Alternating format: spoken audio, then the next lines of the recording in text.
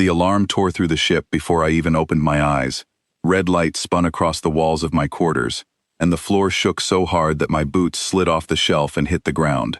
I grabbed the frame of my bunk and pulled myself up, my heart already pounding. A voice cut through the noise, small and sharp, coming from the speaker near my ear. "Ethan, get up now. The hull is cracking on deck 4. If you do not move in the next 20 seconds, the whole section floods with vacuum." That voice belonged to Vesa, a creature no taller than my hand, standing on the edge of my desk with her 4 eyes glowing faintly in the red light. She was not human. She was Varen, one of the small folk from the inner systems, and 6 months ago, the council on her homeworld had sent her to live on this ship, as what they called my wife. It was not a marriage in the way my people understood it. It was a bond, a duty, a way to keep watch over dangerous humans like me. But somewhere between then and now, it had turned into something neither of us expected. There was no time to think about that now. I pulled on my jacket and ran into the hallway, my boots slamming against metal grates that shook with every explosion outside the hull. Sparks rained down from a broken panel above me. Smoke filled the corridor, thick and burning at the back of my throat. Vesa rode on my shoulder, her small hands gripping the collar of my jacket, her voice steady even as the ship groaned around us like a wounded animal. "The crack is behind the coolant pipe," she said. "If it reaches the reactor line, this whole ship becomes a fireball in under 4 minutes." 4 minutes. I turned the corner and saw the damage myself. A jagged tear ran along the wall, wide enough to see space through it, held back only by a thin emergency seal that flickered on and off like a dying heartbeat. Metal screamed as the ship twisted under some outside force I still did not understand. "What hit us?" I shouted over the noise. "A ship," she said. "Not human, not Varen either. Something new. It fired without warning, then vanished behind the moon. I do not know what it wants." I did not wait to find out. I grabbed the emergency toolkit from the wall and dropped to my knees in front of the broken seal, my hands moving fast, faster than I had ever worked in my life. Every second, the metal groaned louder, and every second, the seal flickered weaker. Vesa jumped down from my shoulder and crawled straight into a gap in the wall barely wider than her own body, a space I could never have reached with my thick fingers. Her voice came back to me through the small comm clipped to her sash. "The wire here is burned through," she said. "I can fix it, but you need to hold the seal steady from your side, or the pressure will crush me the moment I touch it." I pressed both hands against the metal plate, my arms shaking from the force pushing against it. Sweat ran down my face despite the cold air leaking through the crack. I could hear her working inside the wall, small tools clicking against metal, her breathing quick but controlled. "Almost there," she said. "Do not move. Do not even breathe hard." I held still, my muscles burning, my mind counting down seconds I could not stop from passing. Then, with a final click, the flickering light on the seal turned solid green and stopped its dying pulse. The hallway stopped groaning. The tear in the wall sealed shut with a hiss of pressure locking into place. For a moment, neither of us moved. I just knelt there, breathing hard, staring at the wall we had just saved from tearing the ship apart. "That was close," Vesa said, climbing back out of the gap and onto my knee, her small chest rising and falling fast. "Too close," I said. We did not get long to recover. A new voice broke through the ship comm, urgent and tight with fear. "Ethan, this is Grace on the bridge. You need to get up here now. The other ship, it is coming back, and it is not alone." I ran. The bridge sat at the front of the ship, a wide room with screens covering every wall, showing stars, distant planets, and now, a shape growing larger by the second. Grace stood at the main console, her hands moving fast across the controls, her face pale under the harsh light. Beside her stood Oliver, our pilot, gripping the steering column so tightly his knuckles had turned white. "3 ships," Grace said without turning around. "They came out of nowhere. Sensors did not pick them up until they were already inside firing range." "What do they want?" I asked. "I do not know," she said. "They have not sent a single message. They just keep firing." On the screen, one of the enemy ships released a bright streak of light that shot toward us. Oliver pulled hard on the controls, and the whole ship lurched sideways, throwing me against the wall. Vesa held on tight to my collar, her tiny body pressed flat against my neck. "We cannot keep dodging forever," Oliver shouted. "We need a plan." Vesa spoke up from my shoulder, her voice cutting through the panic with calm precision. "Their weapons fire in a pattern," she said. "I watched it twice now. There is a 2-second gap between each shot from the same ship. If we move during that gap instead of after, we lose less speed and gain more distance." Grace turned to look at her, surprised, then nodded fast and typed the numbers into the console. "Oliver, try it," she said. "Move on her mark." Vesa counted under her breath, her 4 eyes locked on the screen, tracking the flashes of light from the enemy ships, with a speed my human eyes could never match. "Now," she said. Oliver turned the ship sharply, and this time the shot from the nearest enemy ship missed us by a wide margin, streaking past into empty space. A second later, another shot came, and again Vesa called the timing perfectly, guiding us through gaps no human reflex could have caught. "It is working," Grace said, relief cracking through her voice. "Keep going." But even as we dodged, the 3 ships were closing in, forming a triangle around us, cutting off every direction we could run. "They are hurting us," Vesa said suddenly, her voice sharp with alarm. "They want to push us toward something." "Toward what?" I asked. On the main screen, a shape began to grow out of the darkness ahead of us, massive and dark, blocking out the stars behind it. It looked like a hollow ring, wide enough to swallow our entire ship whole, its edges glowing faintly with strange blue light. "That is not a ship," Oliver said, his voice shaking. "That is a gate. If they push us through that," Grace said, "we might never find our way back to open space. We do not know where it leads." I felt my stomach drop. We had heard stories about gates like this, from traders who passed through the outer systems, doors built by no one anyone could name, doors that swallowed ships whole and spat them out somewhere no map could show. "We are not going through that thing," I said. "Oliver, full reverse. Now." He pulled back hard, but one of the enemy ships fired again, this time not at us, but at the engine housing along our side. The whole ship shook violently, and the lights flickered before returning weaker than before. "Engine 2 is down," Grace called out, reading numbers off her screen fast. "We just lost half our power. We cannot outrun them now." The gate ahead of us pulsed brighter, pulling us forward even without engine power, some invisible force reaching out from its center, like a hand closing around a small animal. Vesa jumped down from my shoulder onto the console in front of Grace, her small hands moving fast across a panel built for fingers 10 times her size, reaching into gaps only she could fit. "I can reroute power from the life support ring to engine 2, she said.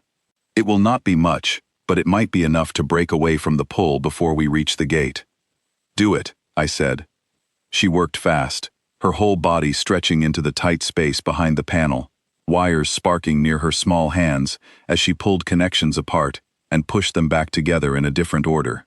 My own hands would have been useless there, too large, too slow, too clumsy for work this fine.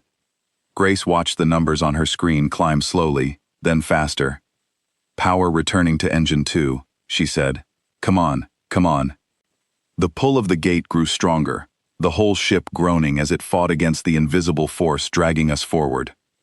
Oliver gritted his teeth, both hands locked on the controls, pushing every last bit of power we had into moving away.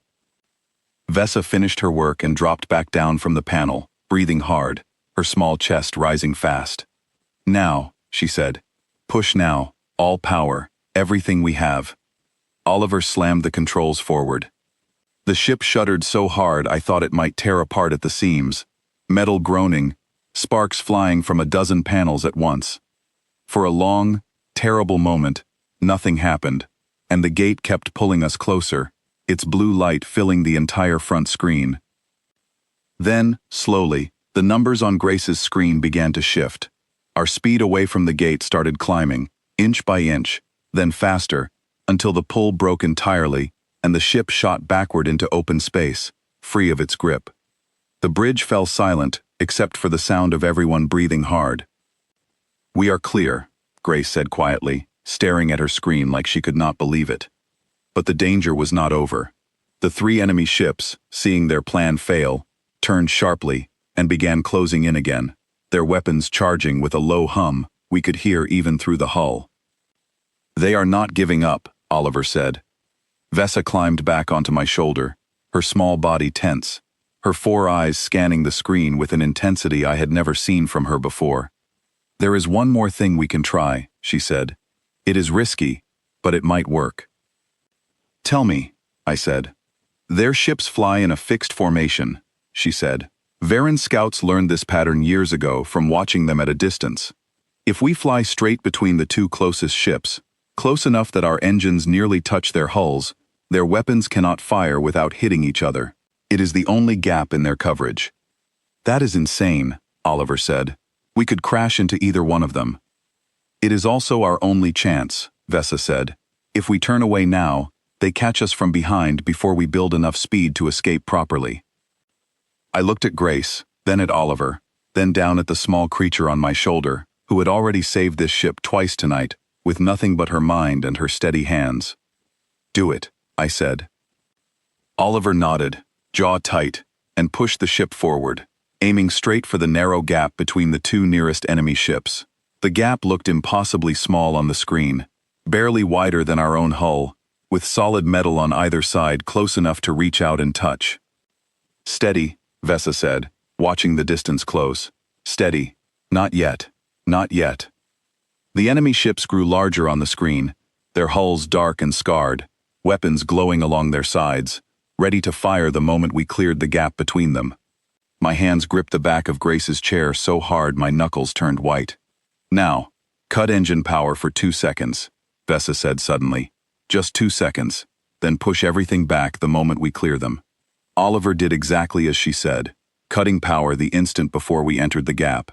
The ship glided silently between the two enemy hulls, so close I could see rust and scarring on their metal skin through the front screen, close enough that if either weapon fired, we would have been caught in the blast alongside them.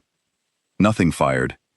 The moment we cleared the gap, Oliver slammed power back into the engines, and the ship shot forward into open space, leaving the three enemy ships tangled in confusion behind us, unable to fire without risking each other.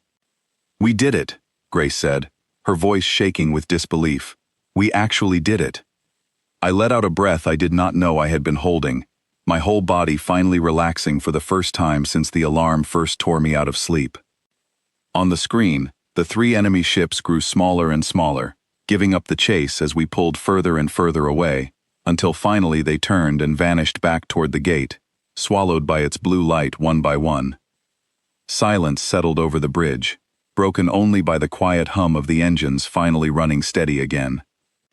Grace leaned back in her chair, closing her eyes for a long moment. Oliver let go of the controls, flexing his fingers slowly, like he was checking they still worked. I looked down at Vesa, still standing on my shoulder, her small body finally relaxing too, her breathing slowing back to normal. "You saved this ship 3 times tonight," I said quietly. She looked up at me, all 4 eyes steady, though there was something softer in them now than the sharp focus from a few minutes ago. "I saved my ship," she said. "My crew. My home." I did not have anything clever to say back to that. I just reached up carefully and let her step onto my open palm, holding her steady as the ship sailed on through the quiet dark, far away from the gate, far away from danger, at least for now. Later, after the repairs were checked and the crew had time to breathe, I found Vesa sitting near the window in the observation room, watching the stars slide past in silence. I sat down on the floor beside the window so we could be closer to eye level, the way we always did when there was something worth saying. "Back on the bridge," I said, "you told them this was your home, your crew." She did not look away from the stars. "Is that not true?" she asked. "6 months ago you would not have said that," I said. "6 months ago you were counting the days until your assignment ended." She was quiet for a while, her small hands resting on her knees, her eyes still fixed on the distant lights outside. "6 months ago," she said finally, "I thought humans were loud and clumsy and impossible to predict. I still think that, most days. But tonight, when the ship shook and the walls started tearing apart, I was not thinking about my assignment. I was thinking about you, about Grace, about Oliver, About losing this place I did not even mean to start calling home. I sat with that for a moment, watching the same stars she was watching, feeling the quiet hum of the engines beneath us, steady now, safe now, at least until the next alarm tore through the night. "The council calls this a bond," she said eventually. "I used to think that word was just paperwork, a label they gave me so I would agree to come here without arguing. And now?" I asked. "Now I think maybe they knew something I did not," she said. "Maybe a bond is not something you are assigned. Maybe it is something you build, one bad night at a time, until you look up and realize the ship you nearly died defending has become the only place in the galaxy you actually want to be." Outside the window, the stars kept moving slowly past, endless and quiet, and for the first time since the alarms had first torn through my sleep, I let myself stop bracing for the next disaster and just breathed. Whatever came next, whatever ships or gates or dangers waited for us out there in the dark, I knew one thing for certain now, sitting there with a creature no taller than my hand who had somehow become the steadiest thing in my entire life. We would face it together. Not because a council assigned it, because we chose it, every single time it mattered. And out there, past the quiet stars and the dark unknown, that choice was the only thing that made any of it feel like it was worth surviving for.